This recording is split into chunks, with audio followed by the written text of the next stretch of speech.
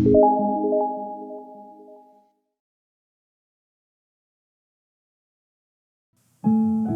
buenos días, mis amados hermanos de nuestra Iglesia Cristiana Casa de Restauración. Que nuestro Señor Jesucristo te bendiga donde quiera que te encuentres, hermano. Vamos a continuar con nuestro estudio de la carta a los Romanos. Estamos en el capítulo 7 y hoy vamos a ver del versículo 7 al versículo 25 con intención de terminar el día de hoy este maravilloso capítulo 7, que yo creo que nos va a dejar grandes enseñanzas, que yo creo que nos va a cambiar un poco la manera de ver del cristiano. Y el tema del día de hoy es: ¿quién me librará de este cuerpo de muerte? Mira, hermano, yo no sé si te ha pasado, pero a mí en lo personal sí, que de repente hay días que llego a la iglesia y que siento la presencia de Dios tan bonita, tan hermosa, y te hincas ahí en tu lugar, o de repente dices, sabes que está la presencia del Señor aquí en este lugar, y te hincas allá en el altar y quieres disfrutar de la presencia de Dios lo más que puedas, y estás en esta presencia de Dios y empiezas a orar al Señor, y de repente empiezas a sentir tanto la presencia del Señor, que llega un momento en que tener la presencia de Dios tan clara, tan grande, tan majestuosa, tan pura, tan santa, y de repente empiezas a verte a ti, empiezas a sentirte a ti, te sientes, como dice Pablo en este capítulo, tan miserable. Miserable, ¿por qué? Porque ya hemos aprendido que nuestra santidad no está tan perfecta como la de Dios. Y es que vemos a un Dios puro, un Dios santo, y de repente empiezo yo mismo a estar en esa oración, empiezo a dar gracias a Dios por tantas cosas que ha hecho en mi vida. Y cuando empiezas a entender que todo esto que ha hecho Dios en tu vida lo ha hecho, te lo ha dado por misericordia, y que nada lo mereces, y recuerdas que durante la semana le fallaste al Señor, caíste en algo, no sé, en lo que tú quieras, tal vez te enojaste con tu esposa, tal vez te enojaste con un compañero en el trabajo, tal vez le gritaste a tus hijos, y empiezas a sentir en tu corazón como si se destrozara, mi hermano. Yo no sé si te ha pasado, pero al menos a mí sí, y empiezas a sentir la presencia de Dios tan grande y te sientes tú tan pequeño delante de Él. Y sobre todo, sabiendo todo lo que Dios ha hecho por ti y que tú no has estado a la altura de ese sacrificio, de repente te puedes empezar a sentir mal. Y yo creo que es algo así el sentir que tiene Pablo el día de hoy. Pablo, recuerda, está escribiendo una carta, y en esta escritura de Pablo, en esto que está Pablo dictando, se está sincerando con él mismo, y comienza a recordar todo lo que Dios le ha perdonado a él, y todas las veces incluso que Pablo mismo ha fallado. No te estoy diciendo que Pablo haya sido un adúltero, que Pablo haya cometido grandes pecados, mi hermano, pero cuando tú entiendes todo lo que Dios ha hecho en tu vida, lo único que un hijo de Dios que ha nacido de nuevo quiere hacer es siempre agradar a Dios. Eso es algo particular de los hijos de Dios, que tenemos ese deseo de querer agradar a Dios, y Pablo está en eso. Y nuevamente, probablemente Pablo no ha hecho pecados muy fuertes como David en su momento, pero hay algo interesante en Pablo, de que él siente de repente que con algún enojo sobre alguien más, él ha caído al Señor. Y esta es la parte de la carta más agónica que los eruditos pueden decir. Esa es una parte muy agónica, porque Pablo dice: miserable de mí. Imagínate un hijo de Dios que ha evangelizado, que lleva 3 viajes misioneros. Un hijo de Dios que realmente, literalmente fue escogido por el Señor, se le apareció en ese camino a Damasco, que el Señor lo ha utilizado de maneras increíblemente grandes y majestuosas, que fue perseguido, que fue vituperado, que fue incluso apedreado. Hermano, a este personaje llamado y que conocemos como Pablo, él en su sinceridad, abriendo su corazón delante del Señor, él dice: miserable de mí. ¿Por qué? Porque yo quiero agradarte, Señor, pero honestamente hay ocasiones que no puedo hacerlo. Yo quiero agradarte, Señor, por todo lo que tú me has dado sin merecer, pero honestamente hay ocasiones en el que no podemos. Y tú dices: wow, brother. Pero tenemos el capítulo más agónico de la carta, el capítulo más desesperante, porque si algo quiere un hijo de Dios, es siempre agradar al Señor. Y nos topamos con esta realidad de que no siempre es así. Vamos a comenzar con el versículo 6. Dice Pablo, pero ahora estamos libres de la ley.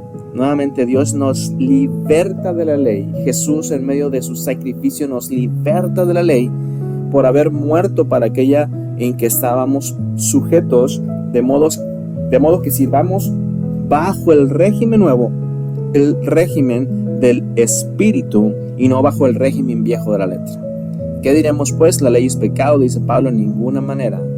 Pero yo no conocí el pecado sino por la ley, porque tampoco conocería la codicia si la ley no dijera, no codiciarás.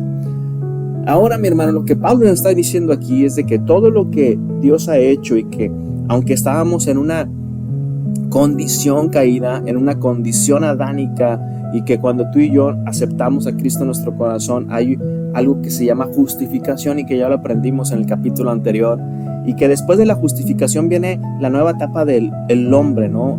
La etapa de la redención, la etapa donde ya dejamos de ser el hombre caído y ahora comenzamos con el hombre santificado, o sea, la etapa de la santificación.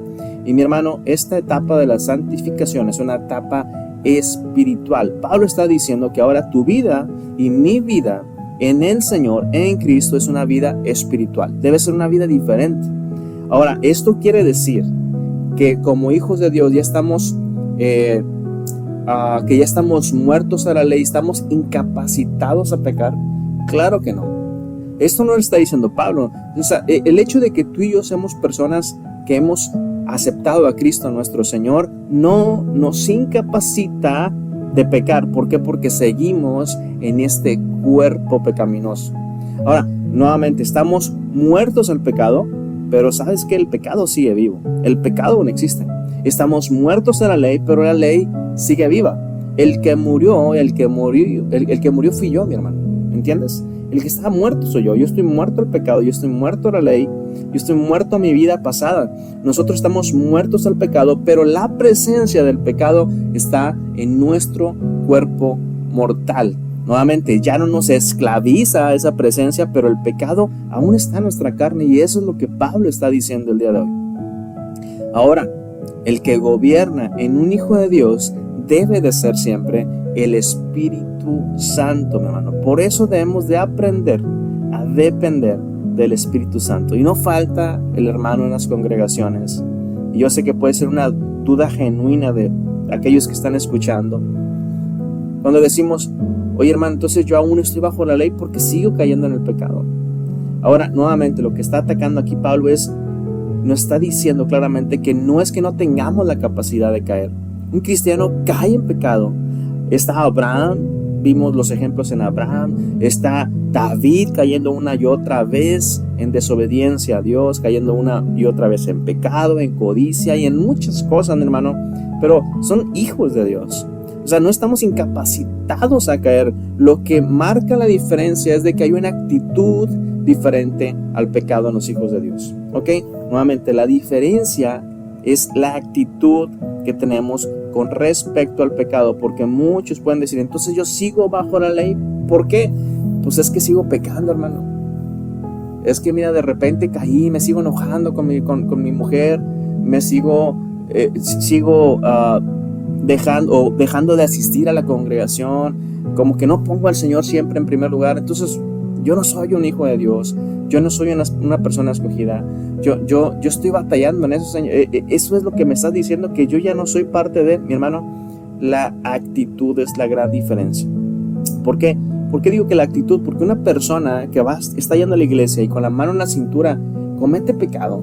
O sea, imagínate una persona que está asistiendo a tu congregación y que esta persona sale de la iglesia y sigue practicando el pecado.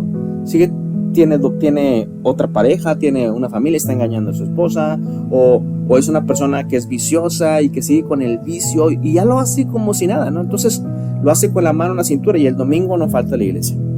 Una persona que con la mano en la cintura está pecando, mi hermano, no es una persona que ya nació. En pocas palabras, no ha nacido de nuevo. Un hijo de Dios, mi hermano, que ya nació de nuevo, no está incapacitado para ya no pecar, sino que, mi hermano, nuevamente, puede caer, podemos caer. El mismo Pablo lo dice en sus cartas: aquellos que ya se sientan seguros, tengan cuidado, porque puede que tropiece, puede que caiga, ¿ok? Así que va a haber gente que te dice: oye, cuando tú has fallado, no sé, que te has enojado con alguien, que has ofendido a alguien de repente en el calor de alguna discusión, que no debería ser, estamos de acuerdo, pero que llega a pasar entre los hijos de Dios. Y va a haber gente que te dice cuando tú discutes con alguien: oye, pero no estuvo tan mal, o sea, no estuvo tan feo esa discusión, no pasa nada. Mi hermano, tú en tu corazón, como hijo de Dios, en tu corazón sientes que mataste a alguien con el simple hecho de haberte enojado con esa persona. Y esa es una actitud diferente. Y aunque la persona ofendida, aquella persona a la que tú ofendiste, te dice: hombre, ya, sí, déjalo, no pasa nada, o sea, estábamos jugando, fue broma, no pasa nada, no hay problema. Mi hermano, tú sabes en tu corazón que tu problema no es con aquella persona con la que te enojaste o que ofendiste, que tu problema es con el Señor. No sé si recuerdas Salmo 51, versículo 4, pero este Salmo 51 es un salmo que el rey David estuvo escribiendo cuando falló al Señor contra Betsabé. Ahora, en el caso David, siendo rey, se aprovechó de esta situación, y David lo que está haciendo es hacer caer a Betsabé. O sea, la jaló hacia el pecado también a ella. Ahora también contra esta amistad que tenía contra su esposo o con su esposo, esta amistad que procuró David hacer el mal con él, lo puso en frente, prácticamente fue el asesino intelectual de la muerte de David. O sea, estás hablando de dos personas que fueron afectadas por una decisión de David. Y David, cuando escribe el Salmo 51, dice: contra ti, Señor, solo contra ti he pecado y he hecho lo malo delante de tus ojos. Mi hermano, la actitud de un cristiano cuando falla, cuando cae, es diferente sin lugar a dudas. No es que no vaya a caer, escúchame bien, no te estoy diciendo, no es permiso para que peques, no es así. O sea, y eso ya lo vimos hace 2-3 semanas. No es permiso para la gracia no es permiso para pecar, estamos de acuerdo en eso. Pero cuando caemos, la actitud de una persona que realmente ha nacido de nuevo es una actitud muy, muy diferente. En este caso, aunque tú sepas, y aunque la persona que ofendiste te diga: así déjalo, no pasó nada, tú sabes que le fallaste al Señor. Por eso David en el Salmo 51, versículo 4 dice: contra ti, Señor, contra ti he pecado. Hemos hecho lo malo delante de tus ojos. Bueno, mi hermano, nuevamente no se trata de que un hijo de Dios no caiga en el pecado. Se trata de que la actitud al pecado es diferente. Mi hermano, al hijo de Dios le duele pecar. Así con todas sus letras. Al hijo de Dios le duele pecar. No se trata aquellos que nuevamente están pecando, ya lo practican, lo disfrutan, incluso esos no han nacido de nuevo.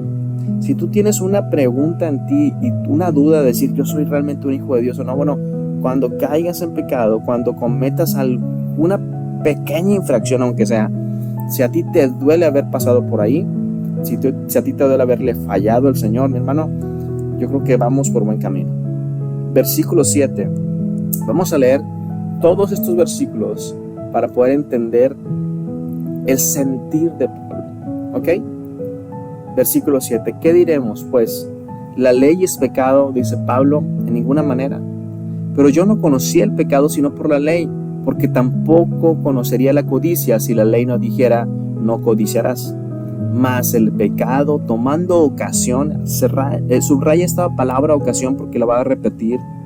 Dice: mas el pecado, tomando ocasión por el mandamiento, produjo en mí toda codicia. Porque sin la ley el pecado está muerto. Y yo sin la ley vivía en un tiempo, pero venido el mandamiento, el pecado revivió y morí. Y hallé que el mismo mandamiento que era para vida, a mí, por ser pecador, me resultó para muerte. Porque el pecado, nuevamente tomando ocasión por el mandamiento, me engañó y por él me mató. De manera que la ley a la verdad es santa. La ley es santa, mi hermano, y el mandamiento es santo. es justo y es bueno. Luego, lo que es bueno, Pablo está haciéndose una pregunta. Dice, bueno, entonces lo que es bueno vino a ser muerte para mí. Dice Pablo, en ninguna manera, sino que el pecado, para mostrarse pecado, produjo en mí la muerte por medio de lo que es bueno, a fin de que por el mandamiento del pecado llegase a ser de sobremanera pecaminoso. Porque sabemos que la ley es espiritual. Y esa es la gran conclusión que Pablo llega. La ley es espiritual. Pero ¿sabes qué? Tú y yo somos carnales. Tú y yo estamos vendidos al pecado. Versículo 15, y aquí empieza Pablo con esta guerra en su mente, con esta pelea entre lo que él desea hacer en su corazón y en su mente, que es agradar a Dios, pero está en el cuerpo de pecado. Y dice, porque lo que hago, Pablo, no lo entiendo. Pues no hago lo que quiero, sino lo que aborrezco, eso hago. Y es la gran diferencia entre un hijo de Dios. Uno que ha nacido de nuevo aborrece al pecado. Ese es el corazón de un hijo de Dios. Ahora checa cuántas veces viene esta expresión. Versículo 16 dice, si lo que no quiero, esto hago, apruebo que la ley es buena. De manera que ya no soy yo quien hace aquello, sino el pecado que está morando en mí. Y yo sé que en mí, esto es, en mi carne, no mora el bien. Porque el querer el bien está en mí, pero ¿sabes qué? No está el hacerlo. Hermano, nuestro cuerpo, por más que tengamos ese deseo de querer agradar a Dios, siempre seguimos en un cuerpo mortal. ¿Por qué crees, mi hermano, que si tú ves a un niño, ya lo dijimos hace unas clases también, pero si tú ves a un niño, no sé, un año y medio, que apenas está empezando a hablar, y que cuando hace alguna travesura y que le preguntas directamente, oye, ¿quién hizo eso? ¿Tú fuiste? El niño sabe que si acepta que hizo esa travesura, le va a ir mal. Entonces empieza a mentir. Hermano, al niño nadie le ha enseñado a mentir. Nadie le ha enseñado a mentir. La pregunta es, ¿cómo es que miente? Bueno, porque ya lo trae en su ser, ya lo trae en su chip, como que nacemos todos con ese defecto de fábrica, una tendencia al engaño, una tendencia a pecar, y así somos todos, hermano. Estamos contaminados, lo vimos la clase pasada, con esta enfermedad que se llama pecado. Entonces a un niño nadie le enseña a mentir, y el niño como quiera miente. Pero cuando los papás le dicen a este niño, oye, ¿sabes qué? Mentir no es bueno. En ese momento él empieza una lucha en su mente, porque su cuerpo quiere hacerlo, pero su mente le está diciendo no es correcto. Hermanos, si nosotros cuando recién nacemos en el Señor, poco a poco vamos conociendo la palabra de Dios y vamos entendiendo cosas que no agradan a Dios y cosas que agradan a Dios. Y empieza este querer en nosotros cuando hemos comprendido lo que Dios ha hecho por nosotros y el regalo tan hermoso que es la salvación. Empezamos a tener esta guerra en nuestra mente, porque ahora que ya sabemos lo que agrada a Dios y lo que no agrada a Dios, vemos que mi cuerpo es pecaminoso aún, y empieza con la tendencia a querer desagradar a Dios, y empieza esta lucha espiritual, porque ahora ya conoces lo que no agrada a Dios, y empieza esta lucha, porque aunque el cuerpo lo desea hacer, aunque estén esas fuerzas, esas concupiscencias hacia la carne, de querer satisfacerlas en el mundo, tu mente te dice no es agradable a Dios, tu corazón te dice esto no es agradable a Dios. Por eso Pablo dice, cuando termina, dice, he peleado la buena batalla, he corrido esta carrera, porque así va a ser cuando estamos en esta etapa de santificación. Nuevamente, mi hermano, estábamos en un estado de hombre caído. Cuando tú crees en tu corazón que Cristo es tu Salvador, hay una justificación, y empieza en ese momento la etapa de santificación. La etapa de santificación es cuando tú y yo ahora tenemos una conciencia espiritual de todo lo que es correcto delante de Dios, de todo lo que no agrada a Dios, pero todavía seguimos en la carne. Por eso estamos santificándonos en la carne, y por eso Dios pone la iglesia, por eso Dios pone los ministerios, los dones, los talentos, para ir creciendo en unidad, para ir creciendo juntos. No quiere decir que ya como arte de magia ya no vamos a caer en pecado, ya como arte de magia ya no vamos a tener tentaciones. Seguimos con eso. Es una guerra que vamos a tener desde el principio y que vamos a ir poco a poco luchándola hasta cuando terminemos. ¿Cuándo termina esta guerra? Hasta que el cuerpo muera, ¿sí? Ya lo explicamos también muchas veces, hasta que el cuerpo muera.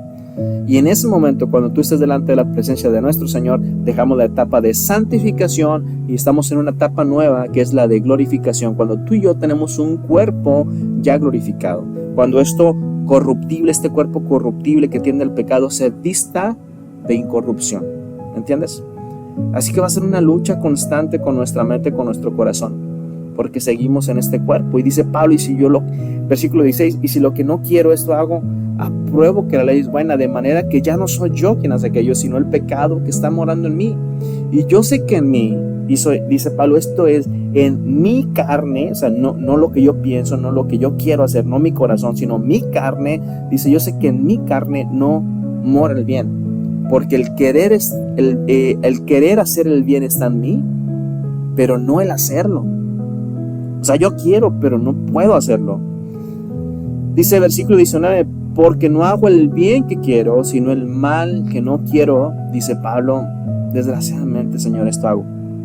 Y si hago lo que no quiero, ya no lo hago yo, sino el pecado que está morando en mí. Así que queriendo yo hacer el bien, dice, hallo esta ley, que el mal está en mí. Porque según el hombre interior, y eso yo creo que todos los que estamos escuchando y que somos hijos de Dios, todos aquellos que hemos nacido de nuevo, yo sé que nos vamos a identificar con Pablo diciendo, porque según yo, en el hombre interior, en mi mente, en mi corazón, me deleito en la ley de Dios, pero veo otra ley en mis miembros que se revela contra la ley de mi mente y que me lleva nuevamente atrapado, cautivo a la ley del pecado que está en mis miembros. Y aquí es donde Pablo dice, quiero agradarte, Señor, pero no puedo. Señor, quiero nunca fallarte, Señor, pero no puedo. Y Pablo dice, miserable de mí, ¿quién me librará de este cuerpo de muerte? Miserable de mí. Señor, no sé por qué lo hiciste así, Señor, pero queremos de una manera u otra agradarte siempre, Señor. Es el deseo que está en mi corazón porque el Espíritu Santo lo ha puesto ahí. Y sabemos que queremos ser llenos de tu Espíritu Santo para que podamos cada vez agradarte de esta manera, Señor. Pero llegamos a la conclusión de que a veces caemos miserables de nosotros porque ¿quién nos va a librar de este cuerpo de muerte? La conclusión es que hay una pelea, como decíamos ahorita, en todo momento entre mi espíritu, que ahora está vivo y que quiere agradar a Dios, y mi carne, que también sigue viva y quiere agradar al mundo. Para eso, mi hermano, tenemos la armadura de Dios que vemos en Efesios y que ya aprendimos el año pasado en Efesios 6. Mi carne, dice Pablo, está vendida al pecado. Ahora, para aquellos que se preguntan si ya murieron a la carne, ¿quieres una evidencia clara de que has muerto a la carne o no? Bueno, cuando caes en pecado, hermano, yo pregunto, ¿hay dolor o no hay dolor? Si yo te preguntara ahorita, ¿tú tienes una batalla contigo mismo por algo que no agrada a Dios o no la tienes? Porque si estás pecando con la mano en la cintura, mi estimado, déjame decirte que aún no has muerto el pecado ni a la carne, no has nacido de nuevo. Y no es motivo para decirte salte de la iglesia, sino es motivo para decirte ven, vamos juntos a pedir perdón al Señor, porque de eso se trata, de que podamos pedirle perdón al Señor, reconocer nuestras faltas. Ahora, la evidencia de que has muerto a la carne, hermano, es una batalla en tu interior como la que está manifestando Pablo y que no tendrá fin, nuevamente, y que no tendrá fin hasta que este cuerpo muera. ¿Entiendes? No tendrá fin hasta que este cuerpo muera. Ahora yo quisiera, ya que hablamos de todo el capítulo 7 desde la semana pasada y esta semana, yo quisiera decirte dos cosas. Las cosas en común que todos tenemos, lo vimos en el capítulo 7 del versículo 1 al versículo 7, y cosas diferentes, ¿ok? Que lo vimos el día de hoy, del capítulo 7 al 25, ¿ok? ¿Qué cosas en común tenemos? No sé si recuerdas el tema de la semana pasada, pero era pecado, ley y muerte. Cosas en común. Toda la humanidad, todos desde el principio de la era hasta el final de la era, todos estamos enfermos por el pecado, ¿ok? Hay una enfermedad que se llama pecado. Segunda cosa en común que todos tenemos, la ley nos revela la enfermedad que tenemos. La ley no nos justifica, la ley no está para que se cumpla, es el estándar, la medida con la que seremos realmente medidos. No es voltear a ver que yo soy mejor que el de al lado, sino que eso es lo que Dios es, realmente es la ley, y para que tú y yo podamos entender de que nunca podemos ser salvos por nuestras propias obras. Entonces, si estoy enfermo del pecado, pero yo no sabía de esa enfermedad, bueno, la ley viene a revelarme el pecado. Dice Pablo, yo no hubiera conocido la codicia si la ley no dijera no codiciarás. La tercera cosa que tenemos en común es de que la única alternativa que tenemos, el único remedio es la muerte. Y cuando hablamos de la muerte es en el bautizo, tener esa muerte en el bautizo para que entonces quedemos ya no bajo la ley, sino ahora bajo este nuevo régimen que es el régimen del Espíritu Santo. Ahora, ¿cuáles son las cosas diferentes? ¿Ok? ¿Cuáles son las cosas diferentes de los hijos de Dios a los del mundo? ¿Cuáles son las cosas diferentes? Versículo 15. Dice, porque lo que hago, dice Pablo, no lo entiendo, pues no hago lo que quiero, sino lo que aborrezco, eso hago. La primera cosa diferente que tenemos es que aborrecemos el pecado. Los hijos de Dios aborrecen el pecado. Mi hermano, la gente del mundo no le importa pecar. Yo no sé si tú conociste al Señor a cierta edad de tu vida, pero si te das cuenta, anteriormente hay cosas que tú hacías sin ningún problema, no te daba la pena hacerlo, y ahora ya entiendes que eso es pecado. Y ahora que cuando caes o de repente llegas a hacerlo, a cometerlo, te avergüenzas. ¿Por qué? Porque aborreces el pecado, ¿sí? Otra cosa que tenemos como diferente, el Hijo de Dios dice en el versículo 18, dice Pablo, y yo sé que en mí, esto es en mi carne, no mora el bien, porque el querer el bien está en mí. ¿Ok? Una cosa que tenemos como diferente, los hijos de Dios quieren, los hijos de Dios desean hacer el bien a los demás. Esto lo dice el versículo 18, el Hijo de Dios quiere, el Hijo de Dios desea hacer el bien a los demás. La gente del mundo, mi hermano, no busca el bien a los demás, ellos buscan su propio bien, no le interesan los demás. ¿Ok? Versículo 19 dice, porque no hago el bien que quiero, sino el mal que no quiero, eso hago. ¿Ok? El mal que no quiero, eso hago. La tercera cosa que tienen los hijos de Dios, la tercera característica, aquellos que realmente han muerto al pecado, es que no buscan el mal. ¿Ok? Yo sé que se parece mucho, quiero hacer el bien, deseo hacer el bien, pero bueno, por otro lado es no nada más deseo hacer el bien, sino que no quiero hacer para nada el mal. Aborrezco el mal. Mi hermano, ese es el Hijo de Dios, pero el mundo, cuando están en la gente del mundo, se hace lo malo, lo practica. Hasta se deleita, lo vimos en el capítulo 1 y el capítulo 2 de Romano. O sea, no nada más las practica, sino que se gozan con aquellos que practican hacer el mal. Y por último, el versículo 22 nos da una cuarta evidencia de haber muerto el pecado. Es porque según el hombre interior, dice Pablo, según yo en mi interior, me deleito en la ley de Dios. Eso es importantísimo, ¿eh? Me deleito en la ley de Dios. Un hijo de Dios se deleita en la ley de Dios. Y aquellas personas del mundo, los que no han nacido de nuevo, los que no han muerto la carne, mi hermano, no les interesa para nada la ley de Dios. No les interesa para nada la ley de Dios. Mi hermano, llegamos a esta pequeña conclusión. Los hijos de Dios no es que ya estén incapacitados a pecar. Pueden caer en pecado. No es permiso para pecar, pero honestamente seguimos viviendo en una carne, en un cuerpo que es corruptible, que tiende hacia el pecado, aunque en nuestro interior mi espíritu esté vivo, esté resucitado en Cristo Jesús, y ahora podemos entender lo que agrada a Dios. ¿Cuál es la diferencia? La actitud que tenemos delante del pecado. ¿Cuál es la actitud? Aborrecemos el pecado, ¿sí? Queremos, sabemos, deseamos hacer el bien a los demás. No buscamos hacer el mal. Y número 4, nos deleitamos en la ley de Dios. Que el Señor te bendiga y nos vemos la próxima semana.